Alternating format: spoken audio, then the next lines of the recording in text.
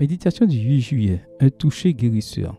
La belle-mère de Simon était couchée avant la fièvre, et aussitôt on parla d'elle à Jésus. S'étant approché, il la fit lever en lui prenant la main, et à l'instant, la fièvre la quitta, puis elle les servit. Marc 1, versets 30 et 31. Je suis frappé par le fait que Jésus opère ses guérisons avec une étonnante économie de moyens, le contraire de ce qui était et est encore courant chez les guérisseurs qui ont tendance à attirer l'attention sur leur thérapie. Tout dans le geste, les paroles et les attitudes de Jésus dénotent une admirable discrétion. Contrairement à la plupart des récits anciens de thaumaturge, les textes évangéliques rayonnent de sobriété, de simplicité et d'une brièveté déconcertante. Jésus incarne parfaitement, en plus de la compétence professionnelle, l'humilité et la douceur nécessaires pour s'occuper des plus souffrants. Ce sont d'ailleurs les deux vertus que l'Évangile souligne pour définir son caractère. Matthieu 11, verset 29. Un simple geste de sympathie, une main qui touche un corps malade, Matthieu 8, verset 15, un regard affectueux, une parole d'encouragement, une question qui facilite la relation avec le patient, ce sont des attitudes qui renforcent aussi la dignité de la personne. Il encourage la discrétion et le fait de savoir comment agir en fonction des circonstances particulières de la personne malade, dans ce cas une femme couchée, qu'il prend par la main pour la relever. Jésus nous donne des repères lorsqu'il effectue ses interventions